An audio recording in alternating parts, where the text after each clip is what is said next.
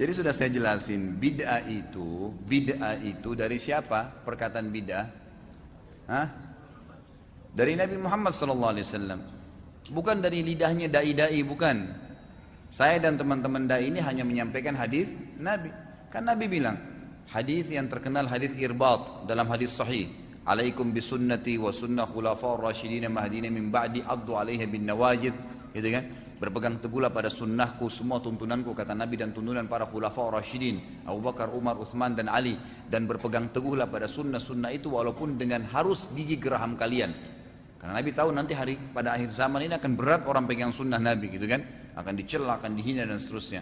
Kemudian beliau mengatakan, wa iyyakum wa muhdatsatil umur, dan hati-hati kalian dengan perbuatan-perbuatan yang baru dalam ibadah. Ya, muhdatsat ini begini, perbuatan ibadah yang tidak punya tuntunan wahyu, itu muhdatsat. Hati-hati kalian dengan perbuatan yang kalian anggap ibadah, padahal bukan ibadah, karena nggak ada tuntunan wahyunya, gitu kan? Terus beliau mengatakan fa inna kulla muhdatsatin bid'ah, kata Nabi. Semua perbuatan ibadah yang tidak punya tuntunan wahyu itu adalah perbuatan baru dalam agama. Bid'ah itu perbuatan baru dalam agama yang Nabi enggak pernah contohin dan juga sahabatnya. Terus Nabi bilang apa? Wa inna kulla bid'atin dhalalah. Semua bid'ah itu membawa pelakunya pada kekeliruan dan kesesatan. Nabi yang sabda itu. Nabi kita yang berbicara hadis sahih. Lalu beliau mengatakan wa inna dhalalatin finnar, dan kekeliruan dan kesesatan dalam ibadah, buat ibadah yang tidak Allah perintahkan dalam Qur'annya dan juga Nabinya contohkan dalam sunnah, akan membawa pelakunya pada api neraka karena sia-sia. Jelas sabda Nabi. Dalam hadis riwayat Muslim yang lain kata Nabi SAW, man ahdatsa fi amrina hadza ma laysa minhu fa huwa raddun aw mardud. Siapa yang berbuat ibadah yang tidak kami contohkan akan ditolak atau tertolak. Jelas sekali. Ngapain repot-repot ibadah yang tidak ada tuntunannya itu, yang ada tuntunannya aja sudah repot dikerjakan.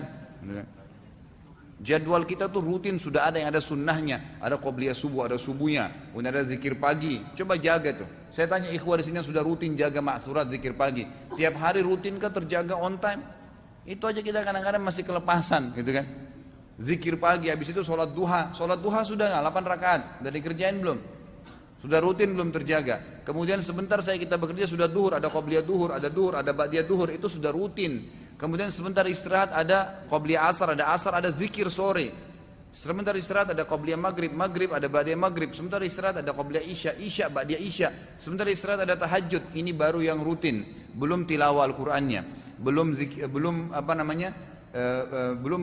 bersedekahnya, belum juga orang sakit, belum bakti dengan orang tua, belum silaturahim, belum banyak. Itu semua ada perintahnya, kenapa nggak dikerjain? Kenapa kok harus repot-repot cari perbuatan bid'ah ini untuk apa? Itu ngabisin waktu dan tidak diterima, saudaraku, gitu kan? Jadi kalau anda mengingatkan orang masalah bid'ah, lalu anda dikatakan Wahabi, nggak apa-apa deh kalau dibilangin Wahabi, sudah. Orang ingat ini baik sunnah Nabi kok malah dibilangin Wahabi. Nggak pernah ada istilah Wahabi di zaman Nabi. Semua ustadz subhanallah yang dikatakan Wahabi pasti lisannya mengatakan qala Rasulullah, dikatakan Wahabi. Ya sudah biarin aja bilang Wahabi deh. Habis gimana sudah dikatakan Nabi mengingatkan, dia enggak. Nabi enggak pernah kerjain, saudaraku, enggak apa-apa. Loh subhanallah. Nabimu dan kiaimu enggak pernah buat, kamu berani mau buat, gimana caranya? Buat dalam agama. Enggak boleh gitu kan. Ingatin saja, kalau masalah dia bilang anda ini selalu sedikit-sedikit bid'ah, ya sudah, yang penting kita sudah ingatin gitu kan. Supaya jangan salah, karena masalahnya yang dia buat memang bid'ah, jadi diingatin. Kalau dia buat sunnah masa kita mau ribut-ribut? Nggak mungkin kan? Ingat, rivalnya sunnah bid'ah, lawannya itu. Artinya orang, kata para ulama, satu mengerjakan perbuatan bid'ah berarti dia mematikan satu sunnah. Kalau orang mengerjakan satu sunnah, dia sedang mematikan satu bid'ah. Udah nggak usah repotin diri dengan bid'ah nih, sunnah aja banyak belum dikerjain. Jauhin aja gitu kan. Tugas kita menyampaikan, Allahu a'lam.